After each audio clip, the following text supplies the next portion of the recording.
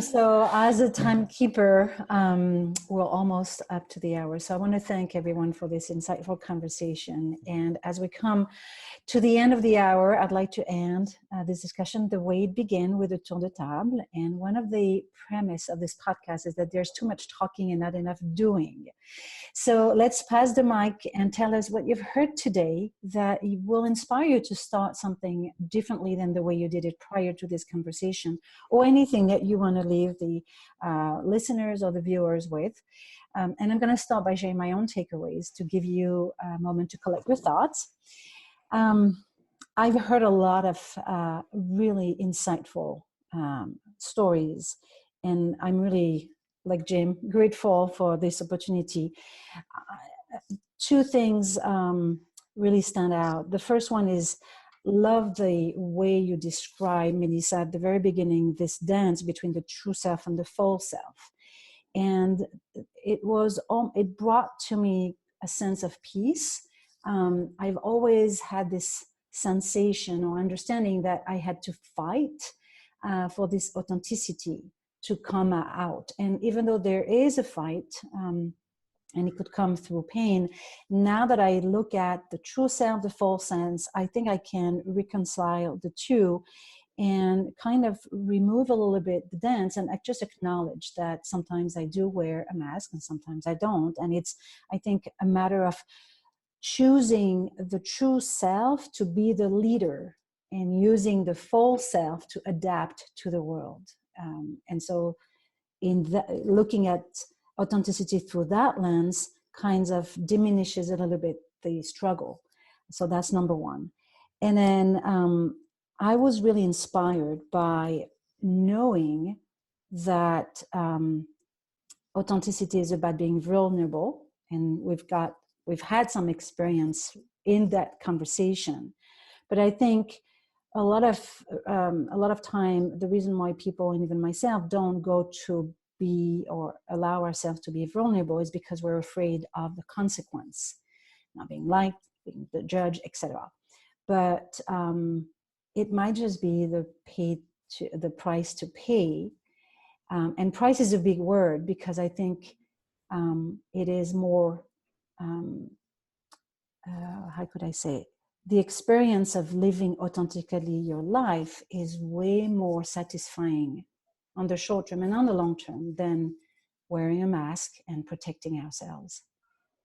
So I got inspired, and I think I'm okay facing the consequences of not being liked, not getting a particular client, because I'm being honest and true to my values and truth. And maybe that's what it's all about. Living is about having consequences. So thank you. Definitely. Yeah. And Melissa, you'll be the last one on this tour de table. So Aaron, do you want to share your last thoughts or comment? Yeah, absolutely. So I think for myself, I come at the subject a little bit academically because I'm trying to figure it out, and I'm trying to help others figure it out. And but through all of that, I think I really have this concept of the ego or the false self and the true authentic self, all that. I've got that pretty well figured out. But what I've come away from this with, I think, is that I've really missed this concept of vulnerability and spontaneity and dealing with the mess that happens in life sometimes, or the parts of us that we don't normally tend to address as often. And so I think that's my inspiration coming out of this. So I'm really, really thankful for this discussion, because it's broadening my perspective and my horizon here a little bit. So very good. And thank you, everyone. Wonderful. Thank you, Aaron. Misty? I would say I want to explore some of the questions because everything I do is from the work of looking at it from both sides. So a different perspective is how I always write about in my blogs and speak on in many of my blogs also. But so Melissa brought up the point of being spontaneous and how that relates to it. What happens, can you be authentic and it be planned? And then talking about vulnerability, is it possible to not be vulnerable and still have a side of authenticity. I want to explore those questions deeper in the shadow work and the light work, both in myself and with those that I work with, and those articles and books and materials that I read and speakers I follow, just to learn more about it. Mhm. Wonderful. Thank you. Jim? Well, one of my biggest values in life is human connection and a sense of oneness that we are. And love is my essence. And I'm discovering real time that authenticity with myself opens the door to connection with others. And then the second thing that happened in this meeting, which is a delight, is that connection allows you to stay open to delightful surprises. And every one of you has surprised me. Like every one of you, when I first would hear you speak, I could easily make up a thing based on a few words and then listen deeper. And every person surprised me with their beauty and depth and range of experience. It's just stunning. But I noticed that it all started with being authentic with myself. And I really cherish having had that experience. This has been beautiful, and I'll take it with me all day long. Starting with ourselves, that's very true. Ashok? Okay, yeah, so for a while I'm sitting here wondering what I'm going to say. So, but two things that stood out for me. One thing that Melissa said about being real, and I think that's something that everyone has been doing in this conversation, which is something I definitely appreciate a lot. And the other thing is that the fact that we're all together having this conversation and being real in our own way makes it a kind of practice, like we're practicing something here together. And I think there should be more of that.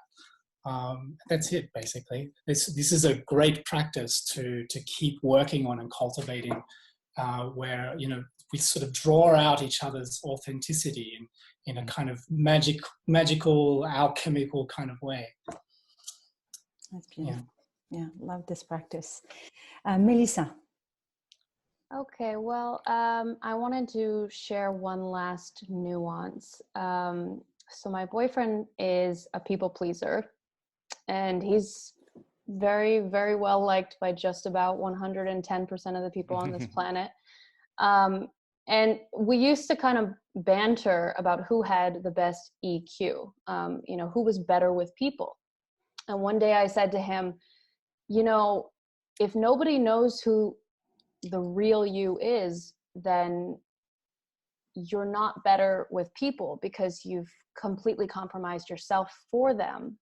And I realized that one of the aspects of EQ and being able to be good with people is that you not only have to give them what they need, but you have to ask them for what you need.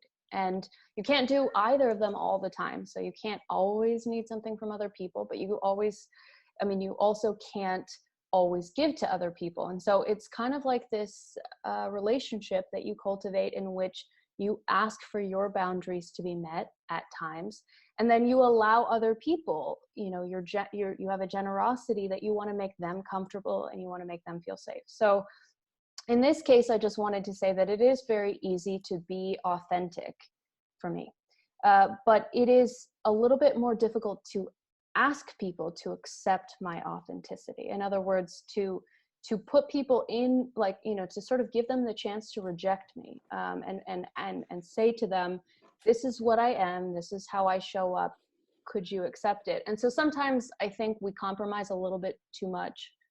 We are a people pleaser, not because we're inauthentic, but because it feels good to make other people happy. And I think you have to let other people also feel good for making you happy. You know, you have to let other people be generous and let other people go through that experience as well. It's kind of a reverse of everything that you do to other people. You should at some point ask them to do for you, you know? So authenticity is both, you know, it's being comfortable with yourself and letting other people feel comfortable with themselves. But then it's also sometimes giving people a chance to be put on the spot, and which I think Misty did in this video.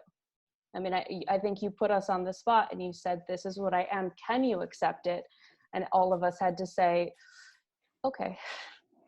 And so we did. But I think that's important. You have to ask once in a while, can you accept me? And so I probably don't do that enough, but that's, you know, my last thoughts is I would like to try to do that more often. So.